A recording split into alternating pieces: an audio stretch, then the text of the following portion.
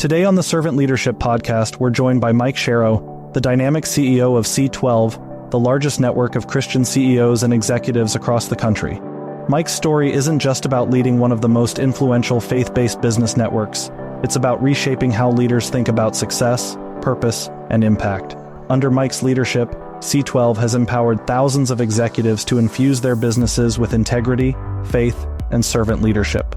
In this episode, Mike shares eye-opening lessons on building cultures of accountability, innovation, and purpose, and some amazing stories of transformation from some of the most successful Christian business leaders in the country.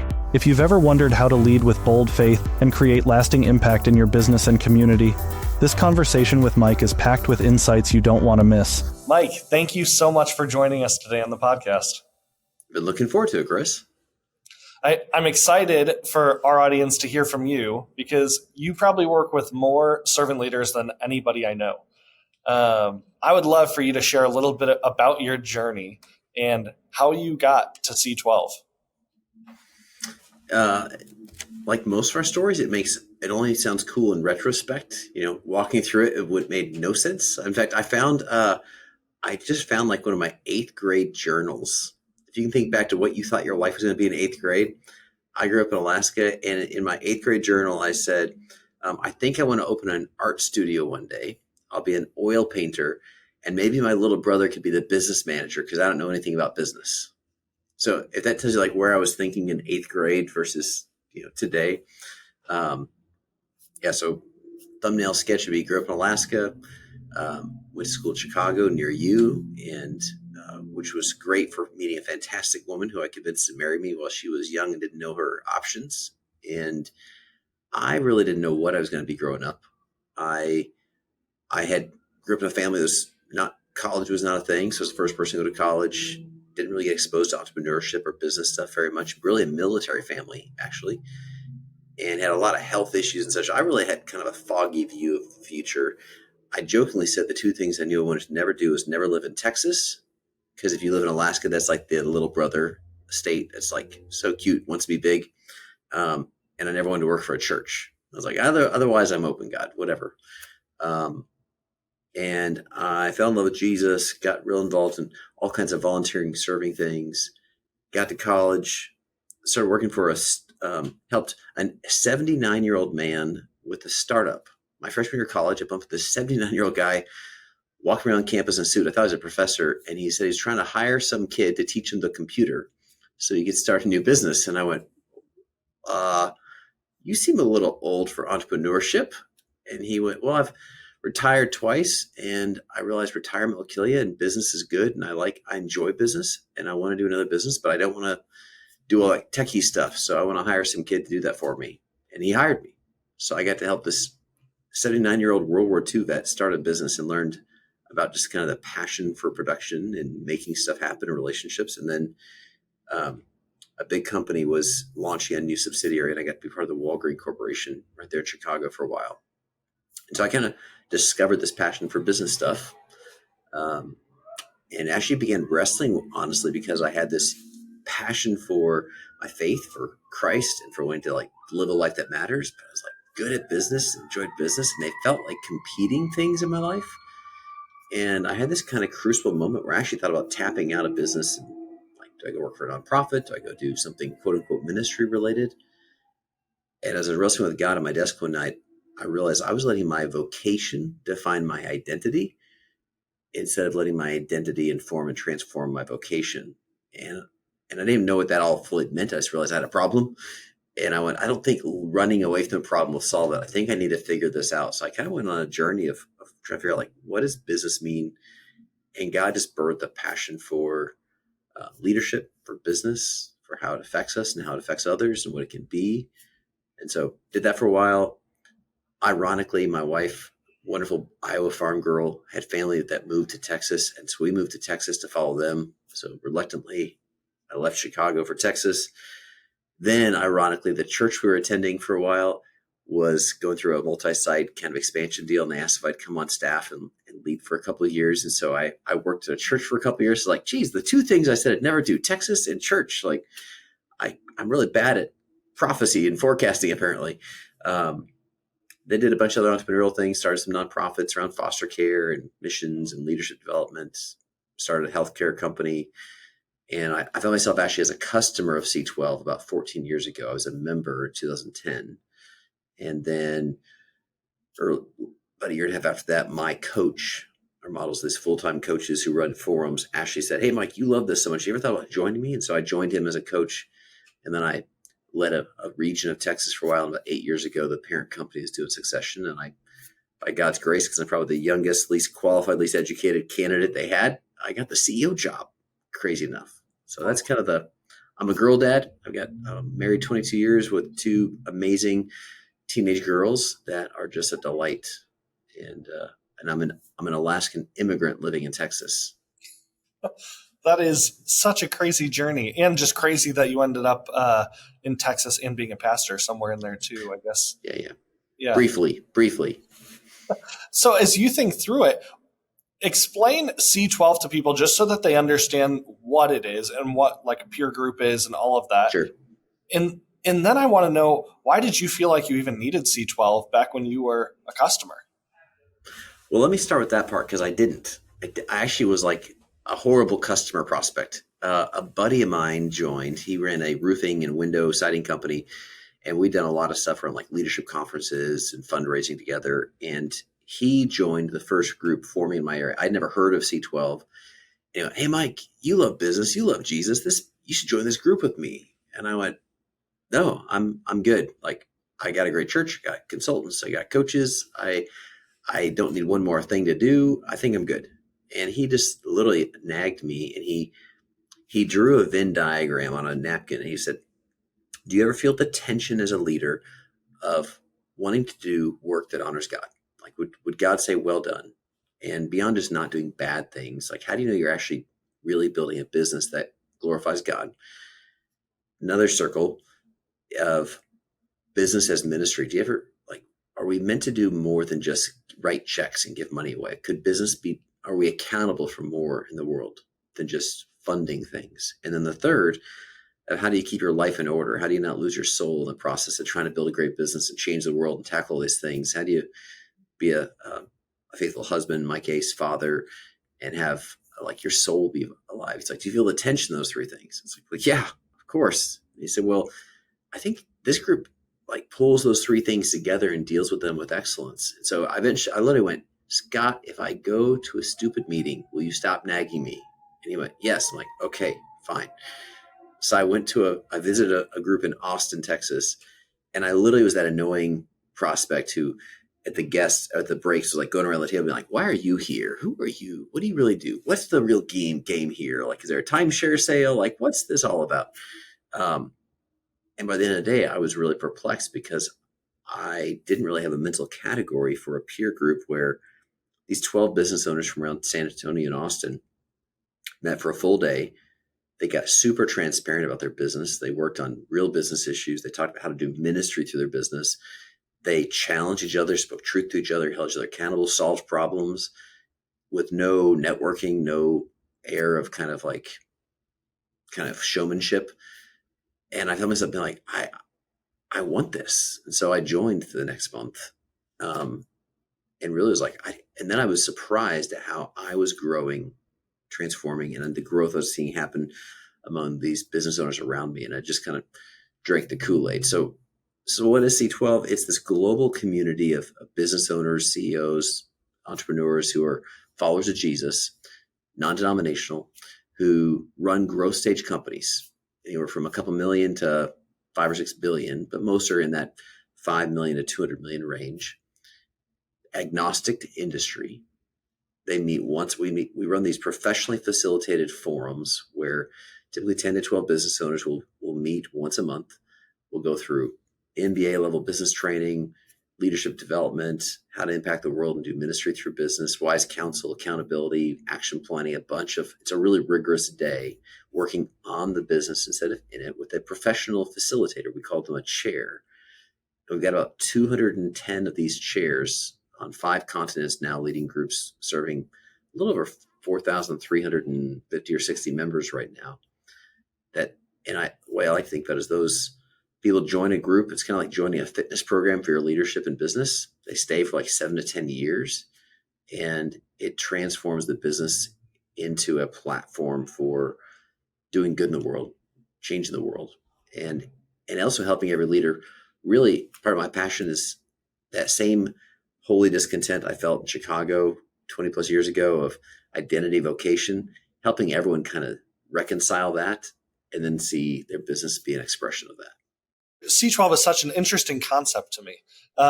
When you think through it, how many people are in the same shoes you were, where they have a friend nagging them and they're like, I don't need this? Or do you find the majority of people are like already thinking about this? Now, our non-scientific data would say, because we talk to thousands of people every year about this, about 85% of the CEOs we talk to, we are introducing and giving language to the kind of inner tension. Like oftentimes that first conversation, they're like, whoa, I didn't know this. I didn't know about peer groups. I didn't know faith and work was a thing. I didn't know there's Christian peer groups. Like, slow your roll. Let me catch up here a second. And yeah, I do kind of feel this tension, but I think we're taught, even if you go to Christian schools and live go to a great Christian church, we oftentimes just kind of bifurcate our lives, and business is kept separate from, politics and religion. Like, let's keep all those three things separate. And so usually we're actually helping introduce the idea of what we call business as a ministry, that God cares about what you do, how you do it, why you do it, who you become in the process, and the impact it has on the world. That's usually something we're introducing for people. How often do you bump into people who have heard of things like YPO or Vistage or other groups that aren't in the faith space, and they haven't heard of C12? And how does it differ? Is it purely the faith, or is it totally different? Yeah, great.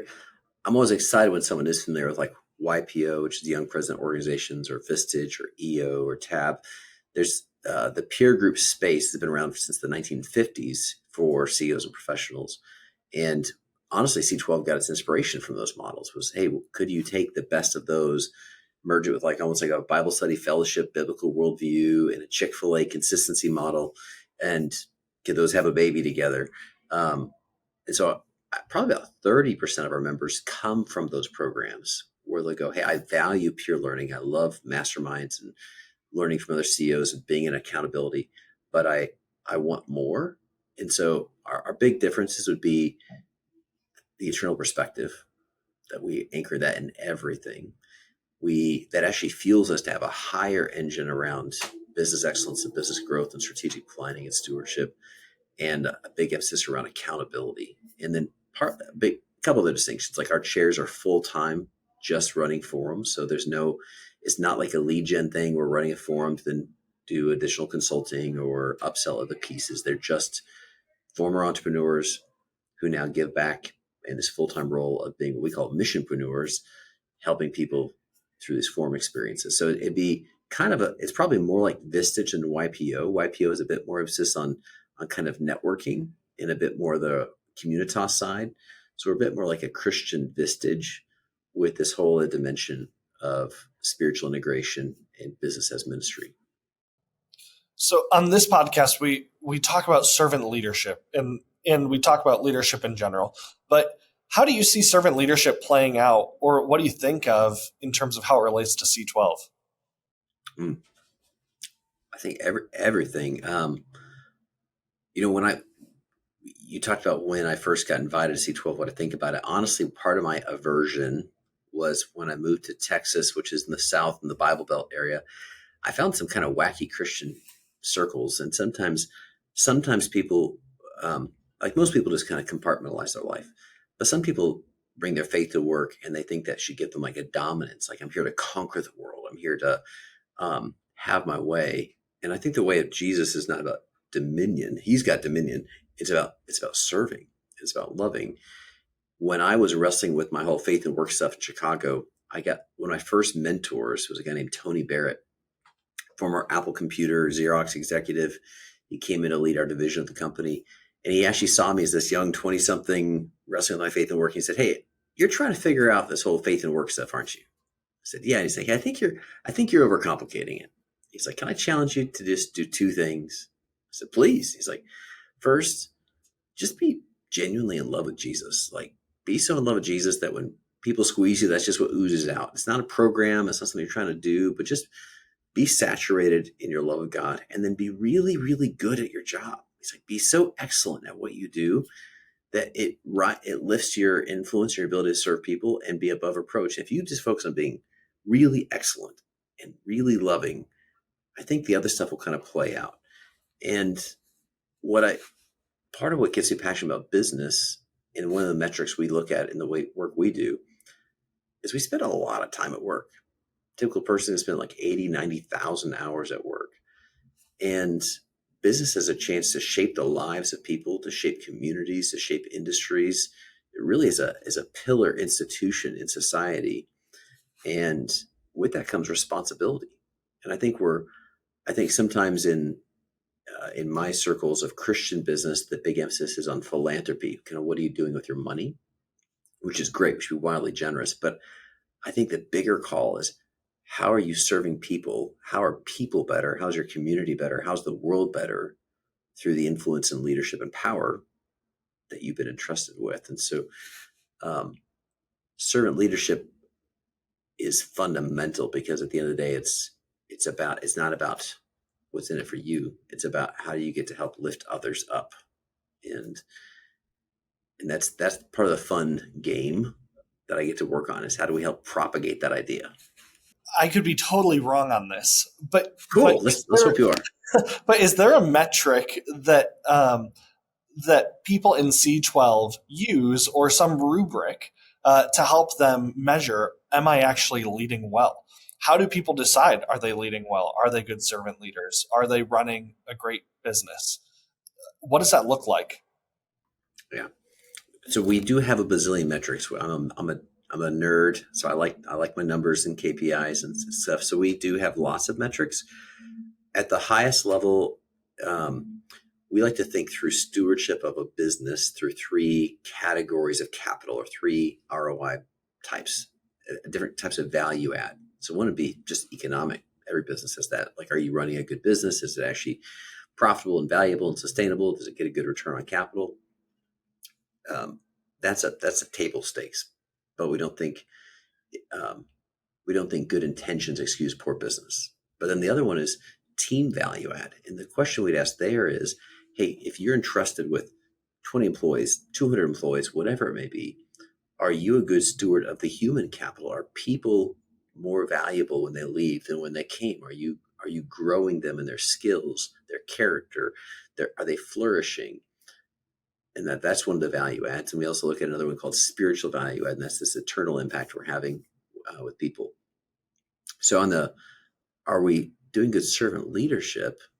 We look at a couple different pieces. We look at literally third-party surveys. We've worked with tons of our companies over years to see, are people flourishing? And there's ways you can quantify that. Are they engaged at work? Are they testifying to experiencing love? And are they feeling like them as a human are doing well? And so we can quantify that. And what we find is that when the leader engages intentionally, we typically see twice the rate of human flourishing, of people saying, man, I don't just survive my job, but I feel loved, cared for, grown. Then we look at other ways of driving that. I don't think there's a single metric that I've seen. I'd love to ask you if you've seen a good one for how do you know someone's an effective servant leader? Because I think that is both what you do, which we can quantify the outputs of, but there's also a motive piece of, do you do it for acclaim? I think we do look at things like, how much are people, let's say philanthropy. We would look to see people who do 4, 5, 6 times the philanthropy that a typical business would do, but not do it for the media publicity. And so in fact, most of ours are wildly generous in their community, but they're not necessarily getting things named after them or have big pictures with checks, because they're actually doing it because they really want to lift up those people. In fact, a lot of it's even done secretly because they don't want acclaim. They just want to be a conduit of good. So I think that's part of the composite. Have you seen any good measures for quantifying servant leadership? I think it's hard because it means so many different things to different people. Right. I came into this podcast thinking very specifically, like, this is servant leadership. And after talking to so many people like yourself, I've heard so many different definitions in a good way of servant leadership, Hmm.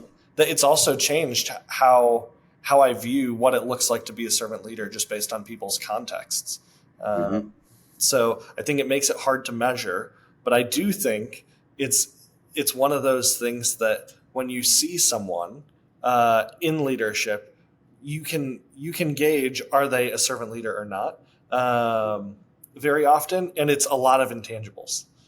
Hmm. So Yeah, I'm thinking about I've met thousands of leaders. I think about ones who are they're constantly learning. They're constantly trying to figure out where they need to get better. They're constantly looking at how. I remember this one CEO in Colorado. He had this transformational kind of moment in his life where he said he had hundreds of employees in a very blue collar industry, and he realized he looked at people, but he wasn't seeing people. And that was the verb difference for him. He's like, I want to see people. As he began to see people, his heart began to break for different challenges and needs. And instead of being annoyed by things, like one of my big themes we try to hit in C12 is the problems are your invitation. That like the problems in the world, the difficulties in our society are the invitation we have, and it's part of why we're here in businesses. So whether you see I can think of one guy in Dallas who was loathing young people these days and their work ethic and whatever.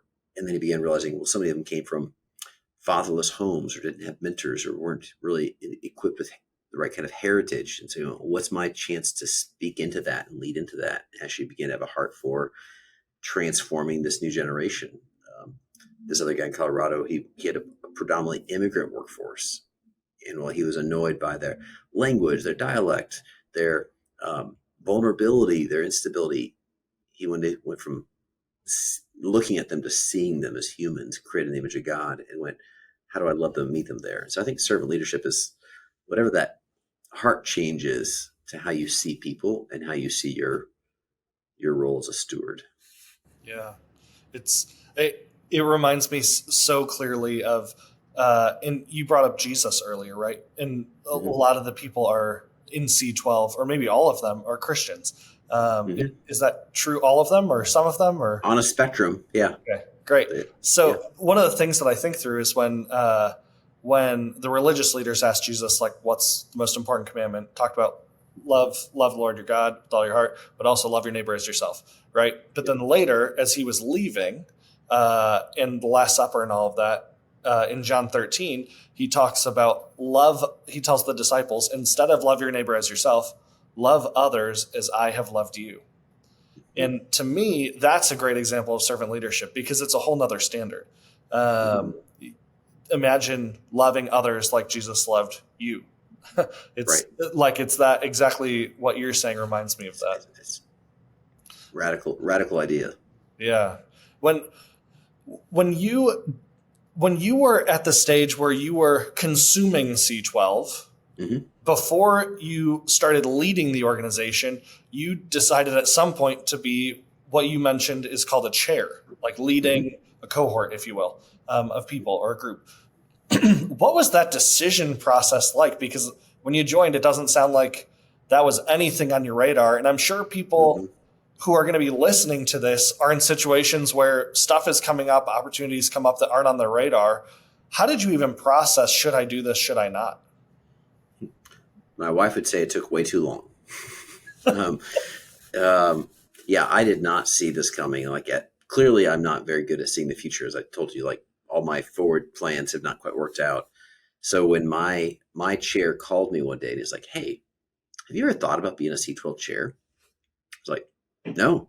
He's like, "Would you like to explore it?" It's like, "No." And he went, "Well, I've been praying about it, and I just think I think you're wired for it because to be a chair, they're typically people who owned a business, led a business, been an executive, passionate about faith and work, and then but don't really know this is the career path I could go on." So he's like, "Hey, would you?" Very Christian thing to say. He's like, "Would you at least pray about it for a week?" And I was like, "Man, yeah, I can pray and then tell you no, but the answer is no. Like, I'm not looking for a new thing right now." And so he's like, "You have to pray." I'm like, "Okay, yes, I'll do the Jesus thing. I'll pray." So I prayed for a week, and I didn't get a yes, but I also couldn't quite say no. Like there was something where I was like, I don't think I want to do this, but there's there's something. And then honestly, a whole hallway of doors kind of opened up, like a bunch of business opportunities opened up suddenly. And I was really paralyzed in the analysis of all these great things. Like, do I go run another healthcare company? Do I go do this nonprofit thing? Do I go do this business? And I got stuck there for a while until I did one of my personal disciplines is once a quarter, I try to get away for a solitude retreat.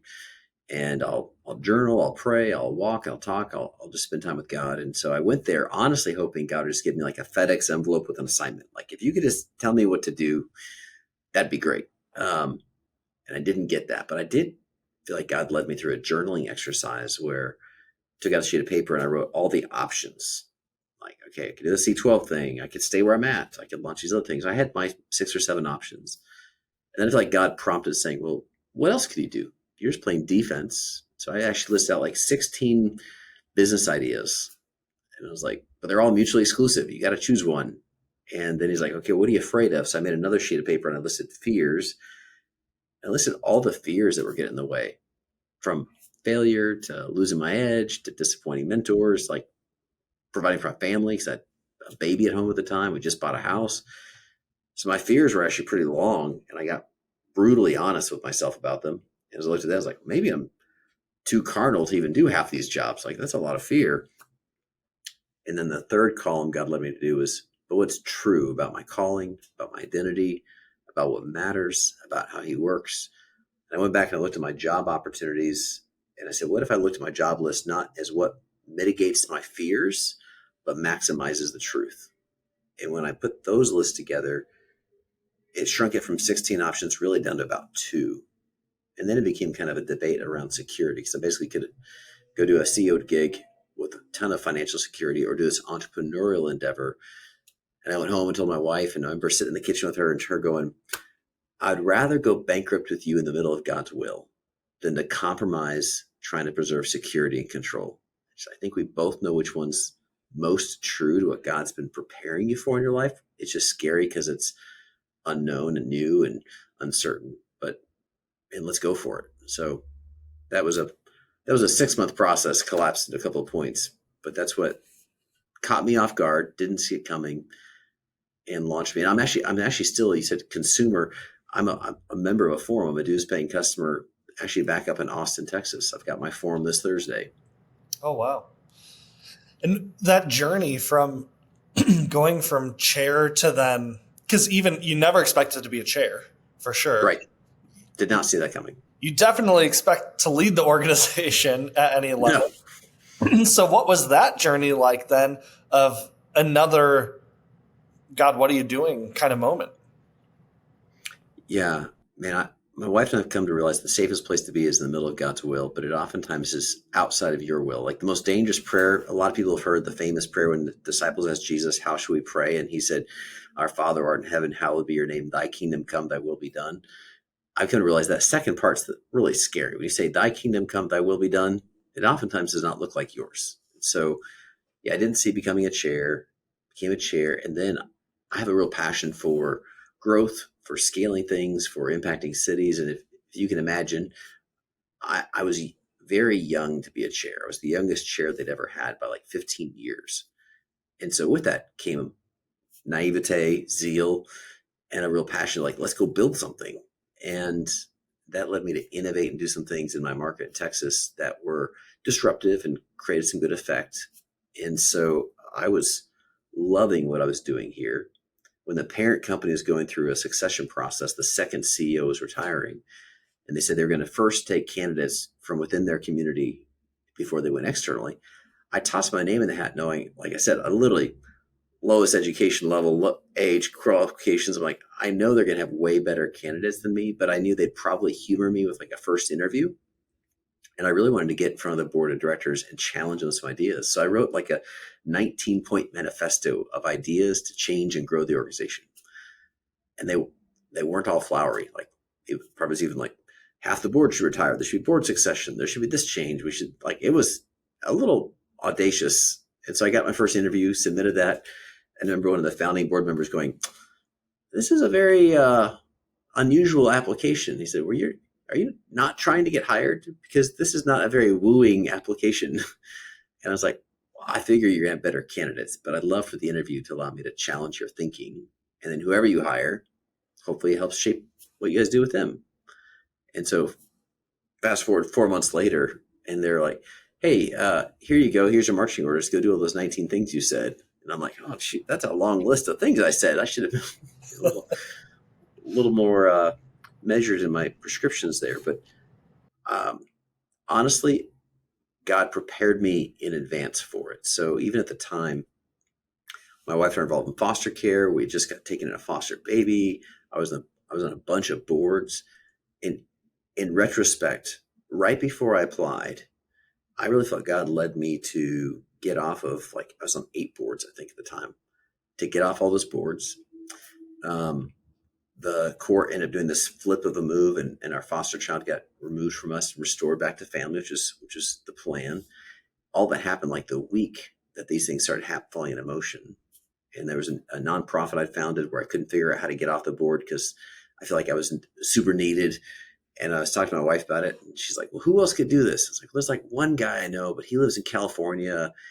And the next day he called me, he's like, hey, I'm moving to Texas and I really want to get involved. Do you know any like nonprofit boards I could serve on? I was like, hey, take my seat. So literally God kind of cleared the deck so that I could jump in. And because I jumped in and moved the business from North Carolina, where it was headquartered, to Texas. And we kind of rebooted the whole organization, refreshed the products and the staff and the process. And a couple of years later, took it international. So there was a bunch of things that were going to consume my bandwidth. And God kind of prepared me without me even realizing it in advance. So you mentioned this concept of God's will, which to some of our audience, they might relate. Some of our audience, they might not relate at all. First, what does that even mean? Which might be challenging in and of itself to explain. How much time do we have? This is a great webinar podcast. Where are we going to go now? Okay. And second, with that, how do you know if you're actually in it? It seems like something you might never know. Wow. Okay, Chris. Yeah. So that is a big, hairy question. There's actually a tool in C12. In fact, we're actually creating some curriculum on this topic that we're going to roll out in February of 2025.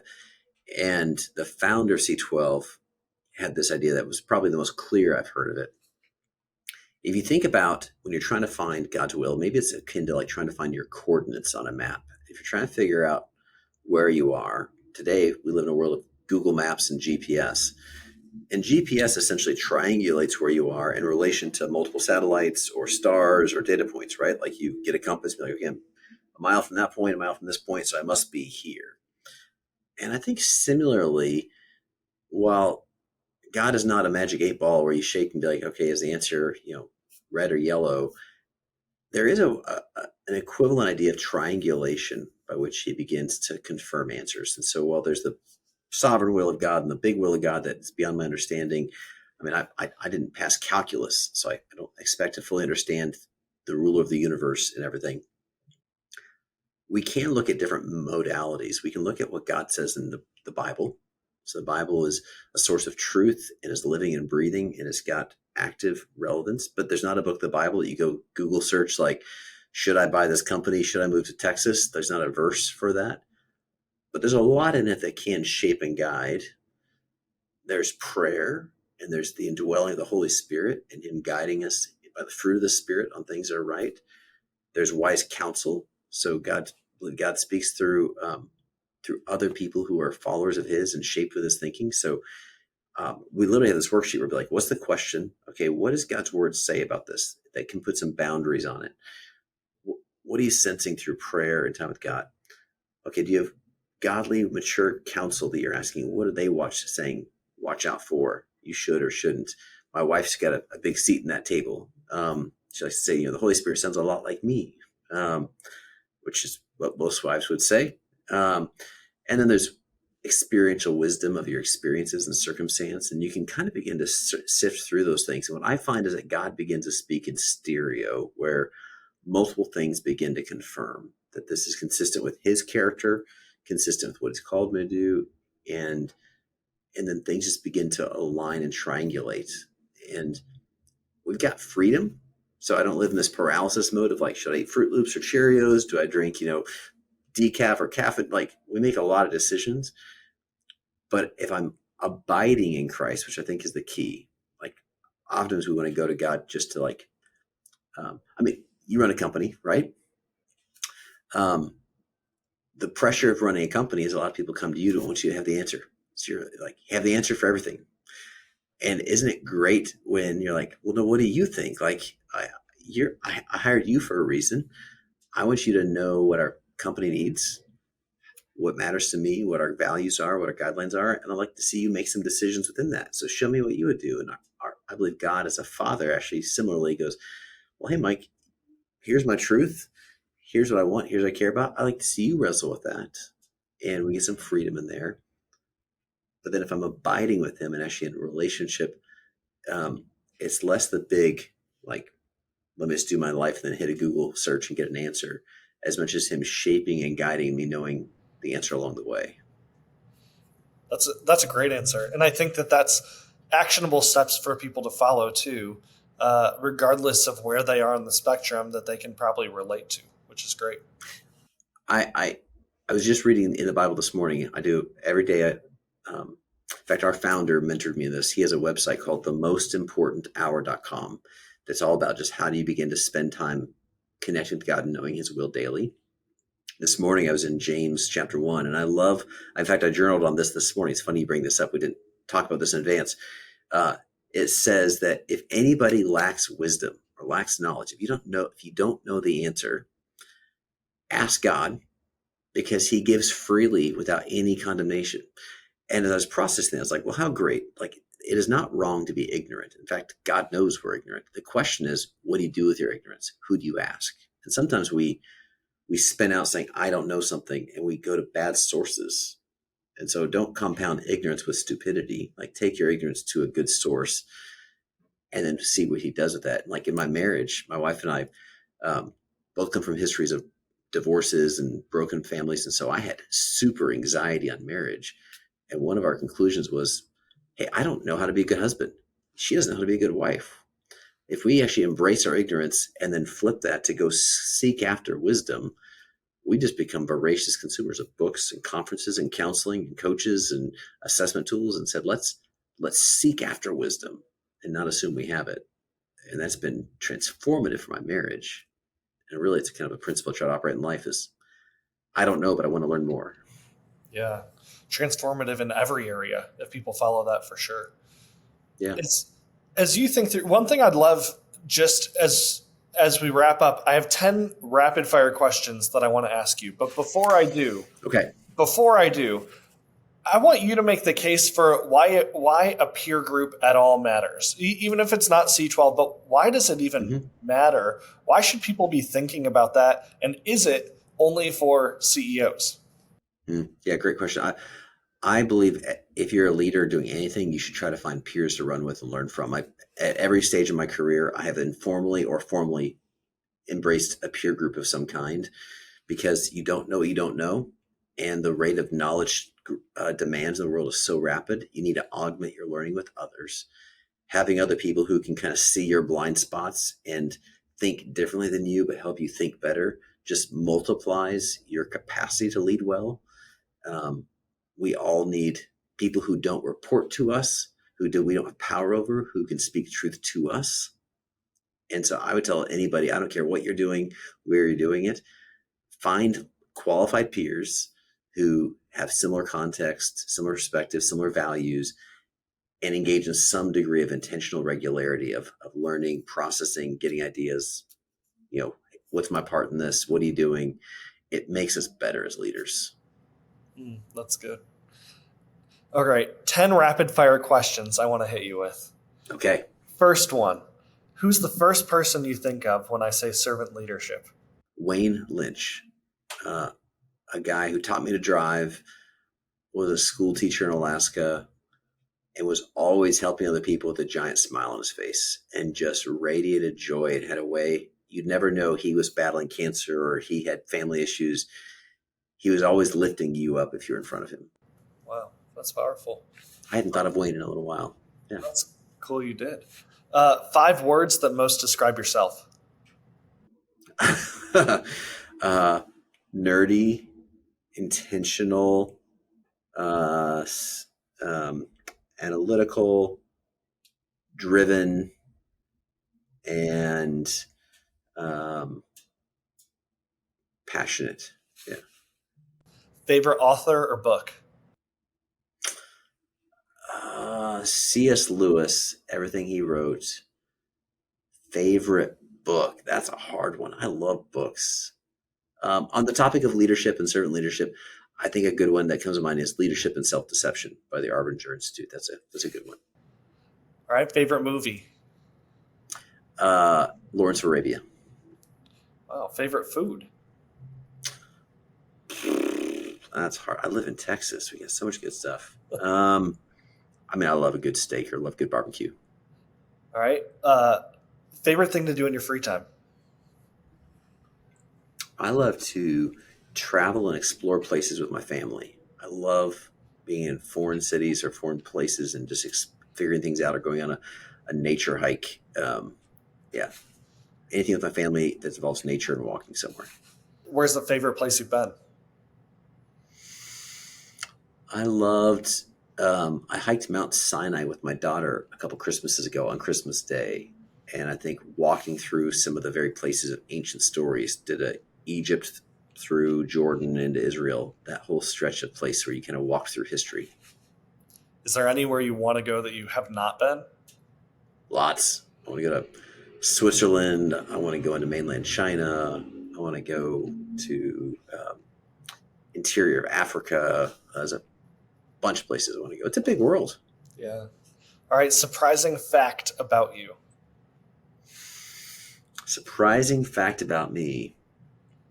My two truths and a lie kind of answer is when I was 12 years old, my little brother and I caught 36 red salmon in a river with our bare hands because our net broke. And so we stood in the water learning how to gill fish. So I, at one point, caught 36 red salmon with my bare hands. Wow. All right. And finally, what's the best advice you've ever gotten? Best advice I've ever gotten. I think as a general broad application, I go back to the thing I already quoted Tony Barrett on. Be so in love with Jesus and don't be focused on what to do for him and how to plug him in, but actually know him, be thinking about him, be abiding in him such that it just permeates who you are, and be really, really good at what you do to where it's such a benefit and blessing to other people that you get invited into more of that. And that the convergence of those two things, that could be true in my marriage. If I focus on loving Jesus and how can I be a better husband, loving Jesus and being a better father, loving Jesus and in any context, if I apply those two pieces, it generally pushes me in the right field of play. Wow. That's good advice. Well, thank you for your willingness to be on the podcast and share some of your journey with our audience and talk a little bit about what leadership looks like as you've worked with so many leaders. Thank you, Chris. It's been a fun conversation. Thank you for listening to this episode of the Servant Leadership Podcast. If you enjoyed what you heard, please give it a thumbs up and leave a comment below. Don't forget to subscribe and hit the notification bell to never miss an update. Be sure to check out the servantleadershippodcast.org for more updates and additional bonus content.